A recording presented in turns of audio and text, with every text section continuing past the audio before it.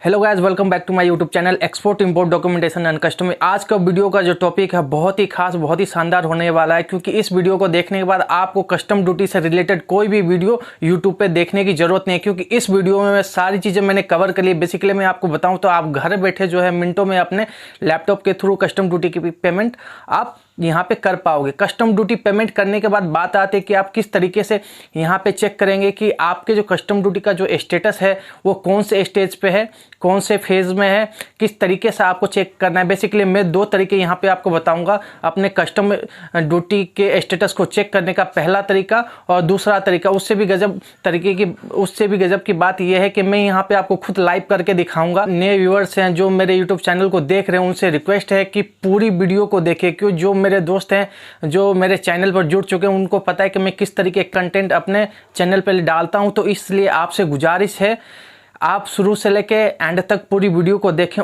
आइए बिना किसी देरी के मैं अपने वीडियो को स्टार्ट करता हूं।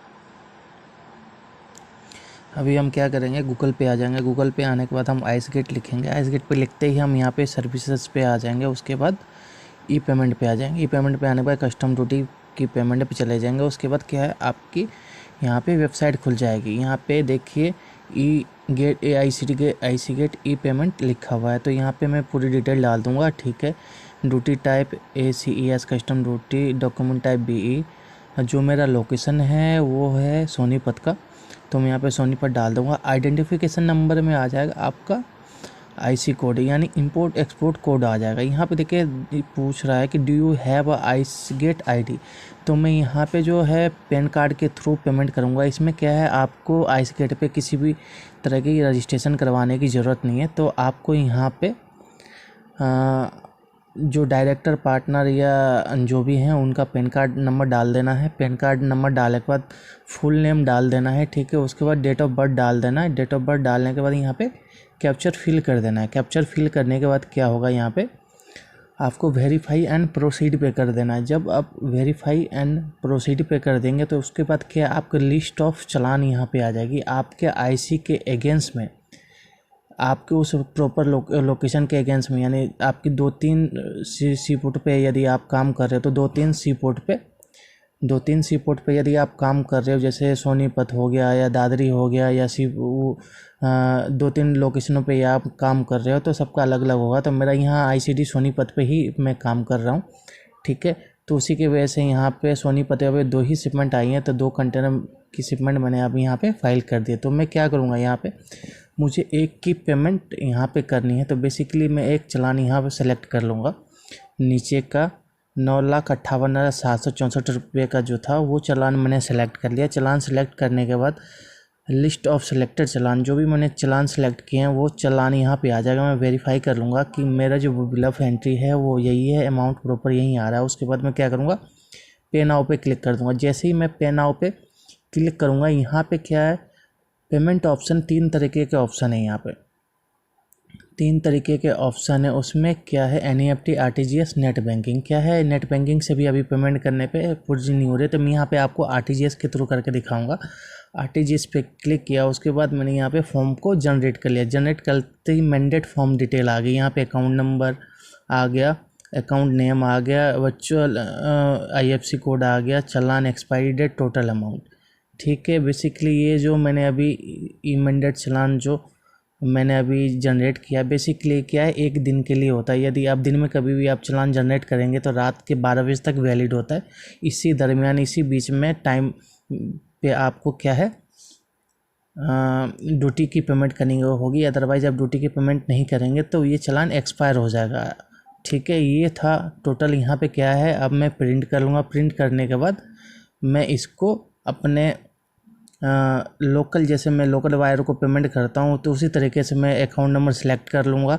1 टाइम के लिए होता है, एक बिल ऑफ एंट्री के अगेंस्ट में एक बार, तो ठीक है। इस तरीके से मैं डिटेल फीड करके यहाँ पे पेमेंट कर दूँगा। तो अब हम आगे देखेंगे किस तरीके से मैं कस्टम ड्यूटी को वेरीफाई करता हूँ, ठीक है। गेट लिखना, IC गेट जैसे ही आप लिखेंगे गूगल पे जाने के बाद, तो आपको पहले से ही वैसे ही लॉगिन करना है, ठीक है। अब लॉगिन करते ही आपको यहाँ से क्या पेज हो रहा है, लॉगिन खुलना है, तो सर्विस पे जाना है। सर्विसेज पे जाते ही आपकी ई पेमेंट का ऑप्शन आ जाएगा। ई पेमेंट का ऑप्शन आते ही कस्टम ड्यूटी पे आप यहाँ पे चले जाइए। उसके बाद क्या है, दूसरा पेज यहाँ पे ओपन हो जाएगा। दूसरा पेज ओपन होते ही, मैं इसलिए इसमें क्यों बता रहा हूँ, इसमें है यहाँ पे देखिए क्या लिखा हुआ, आइस गेट ई पेमेंट। ये क्या, आप पेमेंट करोगे तब यहाँ से पूरी चीज़ें एज इट इज़ फिल करनी है। अदरवाइज क्या हमें यहाँ पे क्या, हम क्या देखना चाह रहे हैं, हम ये देखना चाह रहे हैं कि हमने अभी जो पेमेंट की है कस्टम ड्यूटी की आरटीजीएस के through e mandate form download करने के बाद, वो पेमेंट जो है कौन से कंडीशन में है, वो पेमेंट सक्सेसफुल हुई है नहीं हुई है, पेमेंट पेंडिंग हो गई है, क्या है अभी, क्योंकि आइस गेट में अपडेशन चल रहे हैं, उसके कारण बहुत से सारी दिक्कतें आ रही है। तो मैं यहाँ पे बताऊंगा कि आपके कस्टम ड्यूटी का जो पेमेंट है किस तरीके से चेक करना है।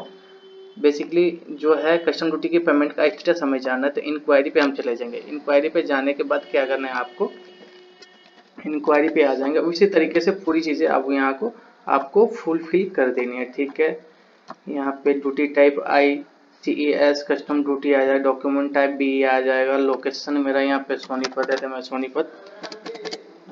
सोनीपत डाल दूंगा।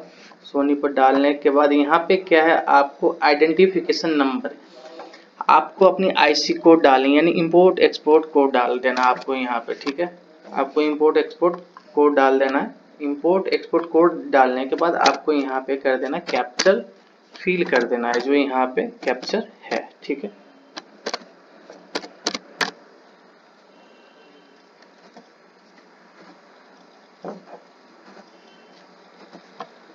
कैप्चर फिल कर दिया है मैंने। कैप्चर फिल करने के बाद यहाँ पे मैं यहाँ कर दूंगा सबमिट।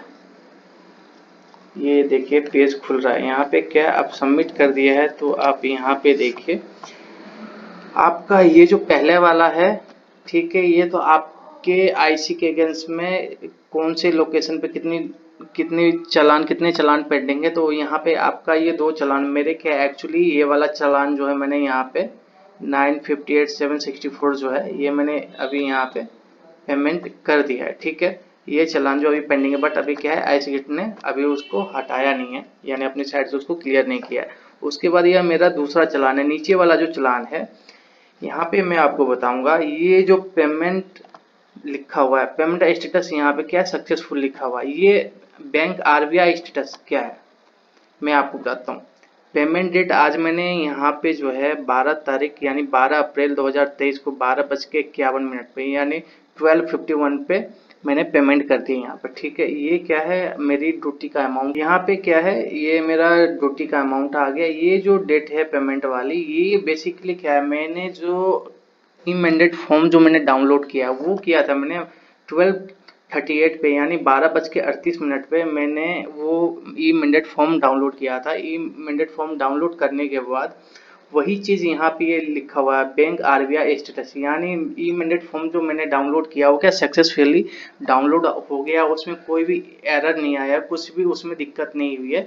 और 12:38 पे मैंने क्या किया, वो फॉर्म डाउनलोड कर लिया है। और यहाँ पे जो पेमेंट डेट दिखा रहा है, डाउनलोड करने के बाद यहाँ पे मैंने किस तरीके से पेमेंट करी, जैसे मैं अपनी लोकल पेमेंट करता हूँ, ठीक है, लोकल पेमेंट करता हूँ उसी तरीके से मैंने अपने अकाउंट में उसको ऐड किया। ऐड करते ही मैंने वो पेमेंट कर दी, तो वो क्या वहाँ पे बहुत ही जल्दी हो गया, मुझे बैंक जाने की जरूरत नहीं पड़ी। तो आप भी क्या है अपने जैसे लोकल सप्लायर को आप पेमेंट करते हो उसी तरीके से क्या है आप पेमेंट कर सकते हो। तो मैं यहाँ पे बता दूं, ई मैंडेट फॉर्म जो है बेसिकली एक बिल ऑफ एंट्री के अगेंस्ट में एक ही बार जनरेट होगा। जरूरी ये नहीं है कि आपने जो अकाउंट डिटेल अपनी फीड करी है, यानी मैं इस चलान के अगेंस्ट में जो मैंने ई मैंडेट फॉर्म चलान जो जनरेट किया उस पर जो क्या अकाउंट नंबर लिखा है, मैं हर बार जितनी बार ड्यूटी पेमेंट करूंगा तो मैं उसी अकाउंट में करूंगा, ऐसा नहीं है। मैं जितनी बार पेमेंट करूंगा सेलेक्ट जो मैं बिल ऑफ एंट्री सेलेक्ट करूंगा और उसी के अगेंस्ट में जो मैं ई मैंडेट फॉर्म डाउनलोड करूंगा उसी के अगेंस्ट में वही उस पे जो अकाउंट्स की डिटेल होगी, ठीक है, वही डिटेल में क्या करूंगा फिल करके उसके अगेंस्ट में ड्यूटी की पेमेंट करूँ। बेसिकली मैं बताऊं, आप जो ई मैंडेट फॉर्म डाउनलोड करोगे वो बेसिकली वन टाइम के लिए होगा, ये नहीं कि आप रिपीट उसी अकाउंट नंबर पे आप कस्टम की ड्यूटी की पेमेंट करोगे। ठीक है, अब यहाँ पे देखिए कस्टम ड्यूटी जो है ई मैंडेट फॉर्म जो है वो कब तक वैलिडेट होता है, आप दिन में पूरे दिन में कभी भी आप डाउनलोड करेंगे वो रात के 12 बजे तक ही वैलिड होता है, 24 घंटे वैलिड नहीं होता है। इसीलिए आपको जिस दिन जिस टाइम भी आप ई मैंडेट के थ्रू कस्टम ड्यूटी की पेमेंट करना चाह रहे हैं तभी आप ई मैंडेट पे जाके ई मैंडेट फॉर्म जनरेट करें। अदरवाइज आप वहां से कोई भी छेड़खानी ना करें जब तक क्या है वेबसाइट पूरी तरीके से वर्क में नहीं आ जाती, वर्किंग में नहीं आ जाती। इससे पहले उसमें कोई आप छेड़खानी ना करें। जब आपको कस्टम ड्यूटी पेमेंट करनी हो तभी आप जाके ई मैंडेट फॉर्म वहां से जनरेट करें। ठीक है, तो ये था कि ई मैंडेट फॉर्म। और वहाँ पे ई मैंडेट फॉर्म में सबसे बड़ी बात है वन टाइम किस लिए होता है, क्योंकि उस पर क्या आपके बिल ऑफ एंट्री का जो है वो अमाउंट भी शो होने लगता है। तो आप यहाँ पे देख सकते हैं कि जो मेरी बिल ऑफ एंट्री का जो अमाउंट है और जो मेरे ई मैंडेट फॉर्म पे जो अमाउंट है वो क्या है एक्चुअल में दोनों है। इसमें इंटरेस्ट नहीं लगा। इंटरेस्ट के लिए मैंने अलग से 1 मिनट की एक वीडियो अभी फिलहाल में आज ही बनाई है, तो वहाँ पे आप जाके देख सकते हैं। यदि आपके बिल ऑफ एंट्री के ऊपर इंटरेस्ट चार्ज हो रहा है तो इस नोटिफिकेशन के जरिए आप उस इंटरेस्ट अमाउंट को वेव ऑफ करवा सकते हैं कस्टम को बोल करके। ठीक है, तो इस तरीके से क्या है यहाँ पे पेमेंट जो है सक्सेसफुली हो गया। 2 तरीके, पहला तरीका तो ये था। मैं अभी आपको दूसरा तरीका बताऊंगा बिल ऑफ एंट्री ट्रैकिंग से। वहां से भी आप पता लगा सकते हैं कि आपकी शिपमेंट की जो कंडीशन है कौन से कंडीशन में है और आपकी पेमेंट सक्सेसफुली हुई है कि नहीं है। पहला तरीका आपने देख लिया, दूसरा तरीका ये मैं आपको बताता हूँ। आने के बाद आपको यहाँ पे लिखना है सिंपल सा BOE ट्रैकिंग। जैसे ही आप यहाँ BOE ट्रैकिंग लिखेंगे तो आपका क्या है यहाँ पे पेज जो है खुल करके आ जाए। जो पहले वाला जो पेज है यहाँ पे bill of entry eight ICES, इस पे आपको क्लिक कर देना है। ठीक है, ये जो पेज है ओपन होकर के आ जाएगा। यहाँ पे आप देख रहे हैं कि लिखा हुआ है बिल ऑफ एंट्री और सिलेक्ट लोकेशन। आपकी जो कस्टम स्टेशन है एयरपोर्ट है, सी पोर्ट है, ICT है। तो मेरा यहाँ पे ICT है तो मैं सोनीपत यहाँ पे लिख दूंगा सोनीपत। उसके बाद क्या है यहाँ पे आपका बिल ऑफ एंट्री की डेट नंबर लिखना है आपको। ठीक है, बिल ऑफ एंट्री नंबर लिखने के बाद आपको यहाँ बिल ऑफ एंट्री का डेट, तो मेरी जो डेट है यहाँ पे 30 मार्च है। यहाँ पे कैप्चर फिल कर देना है। ठीक है, जैसे कि मैं कैप्चर फिल कर रहा हूँ। कैप्चर फिल करने के बाद आपको यहाँ से क्या कर देना है सबमिट। ठीक है, जैसे ही आपको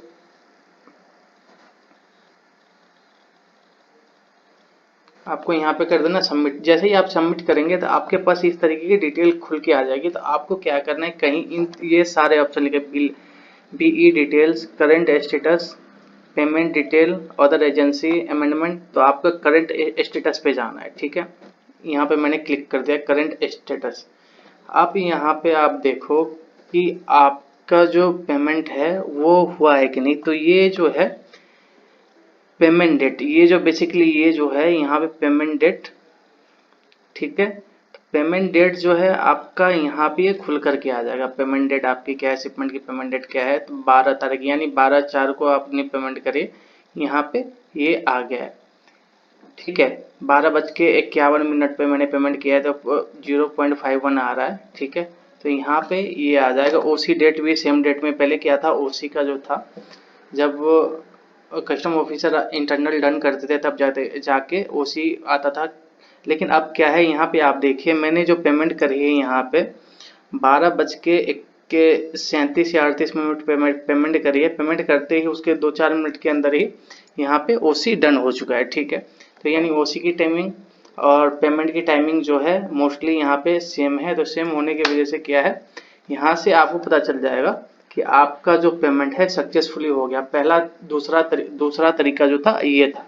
ठीक है, पहला तरीका हम देख ही चुके हैं। ये था पूरा प्रोसेस कि RTGS NEFT के थ्रू किस तरीके से हमने पेमेंट किया, पेमेंट को किस तरीके से हमने वेरीफाई की और ई मैंडेट फॉर्म जो है किस तरीके से हमने डाउनलोड किया और ई मैंडेट फॉर्म का जो बेसिकली डिटेल है किस तरीके से हमको कब डाउनलोड करना चाहिए, उसकी वैलिडिटी क्या होती है। और ई मैंडेट फॉर्म जो है बेसिकली वन टाइम के लिए होता है। एक बिल ऑफ एंट्री के अगेंस्ट में एक ई मैंडेट आपको जनरेट होगा। जितनी बार आप बिल ऑफ एंट्री फाइल करेंगे जितनी शिपमेंट आपकी आएंगी, ठीक है, उसी हिसाब से आप जब बिल ऑफ एंट्री जनरेट करेंगे ई मैंडेट फॉर्म जनरेट करेंगे वो अलग अलग अकाउंट नंबर आता जाएगा। उस तरीके से आपको पेमेंट करना है। यदि आप लोगों को मेरी वीडियो अच्छी लगी तो लाइक एंड सब्सक्राइब जरूर करें। तब तक के लिए Jai Hind, goodbye, thank you.